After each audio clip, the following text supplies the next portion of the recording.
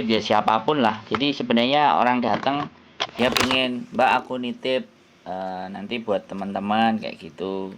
Dikumpulin dia ada. Dia punya, cuman dia nggak buka. Kalau sampean mau sendiri ya silahkan misalnya dihubungi aja terus TNG-nya berapa atau apanya berapa atau bagaimana itu dia ada celengan babinya kok dia. Iya. Dia Nah punya. aku ngubungi Mbak Yuni lo nggak pernah kena lo Kak Sandro, mungkin nggak terlalu penting ya. Bukan nggak terlalu penting. Iya.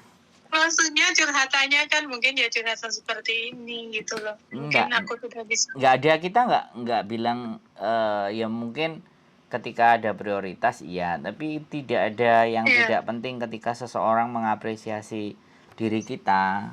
Cuman ya kembali lagi, mana yang urgent, mana yang harus dia tangani, itu dia juga milah-milah. Saya ngajakin dia ngonten itu udah 2019 Mbak, 2020 waktu dia kakinya bermasalah, dia 6 bulan kan nggak kerja waktu itu.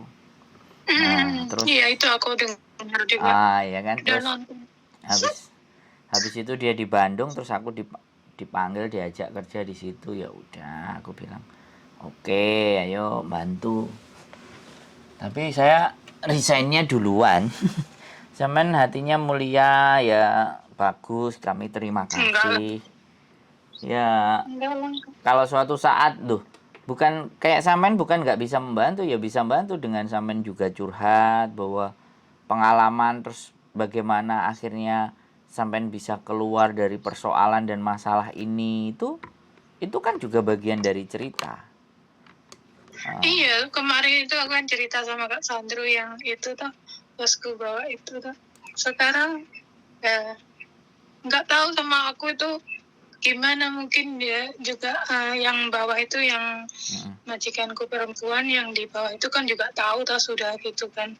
Mungkin agak gimana gitu kan. Sekarang malah lebih baik sama aku. Nah, jadi semuanya kan ada masanya di mana ketika sampean misalnya dihajar habis-habisan misalnya suatu ketika ya kan ibaratnya, terus ada masanya di mana bisa selesai semuanya dan sekarang jauh lebih baik. Jadi justru kekuatan orang yang kayak sampean buat mbak-mbak semuanya. Saya juga pernah mengalami masa yang berat, masa yang sulit. Ya kita terus berdoa dan kita yakin pada tujuan kita. Sampean ngomong kayak gitu itu loh Mbak, itu sudah memberikan support dan dukungan moral. Bahkan sama yang baru-baru datang, begini kemarin itu aku yang mbaknya yang disiram air panas itu masih segitunya kayak gitu, masih maksudnya sabarnya luar biasa, masih dilindungi itu majikan. Loh, ada aku yang sampai bingung juga. Ada yang dipukulin terus anaknya kena gangguan mental terus dipukulin, malah mamanya diem aja nggak dilerai, dibiarin kan. Itu juga iya. Itu juga aku juga denger itu sakit hati, makanya aku tekan tuh sama sini, aku telepon, udah kita kasih tahu dia, pasin di posisi CCTV pas dipukulin, poking polisi ya kan, poking ke polisi, langsung suruh buka buktinya apa kamu dipukulin, buka ini CCTV hari ini juga, jangan sampai kamu pergi baru ini dibuka, lihatin di HP-nya bosku kalau aku dipukulin sama anaknya. Aku ngerti kalau anaknya kena gangguan mental, tapi kok emaknya diemin aja, nggak mau ngelerai atau bantuin. Aku ngeyel loh sama Miss Yuni, aku bilang begitu, aku dengerin kan karena aku ngedit, aku langsung telepon, ini anak kamu catat nomornya, aku bilang kita kasih tahu Miss nih, gak mau.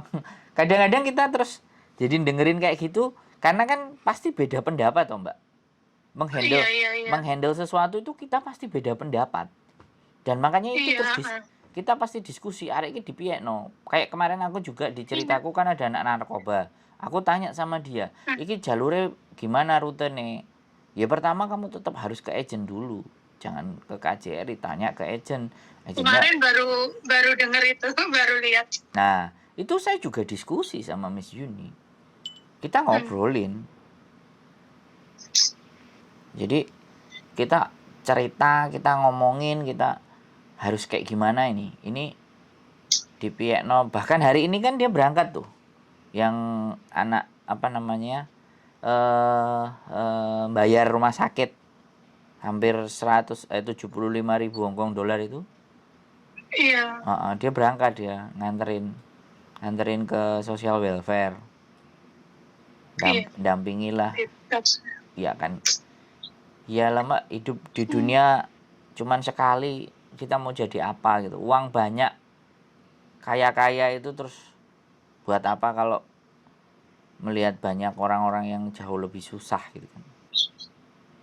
Iya, makanya aduh, aku yang menghadapi seumpama dengar kayak gitu mungkin juga enggak memang pendapat enggak sama lah, enggak bisa lah seperti mungkin Kak Sandro, seperti Kak Yuni itu kan enggak bisa.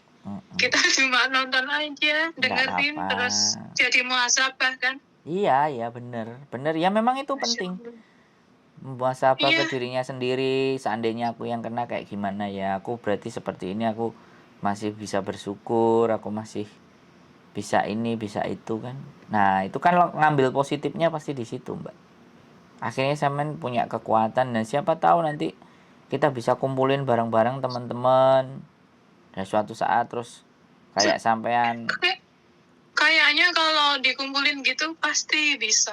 Iya. Semoga segera. Iya, makanya minta dukungan dan doa, momentum kita kumpul rame-rame, yang punya keluhan, yang punya masalah, yang punya sesuatu. Jadi kalau tatap muka kan beda by phone. Nah, ini orangnya telepon ini Mbak.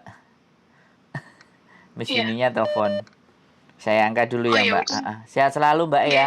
Kontak-kontak ya kalau ada apa-apa. Yo, makasih Mbak. Bye. Mau Hong Kong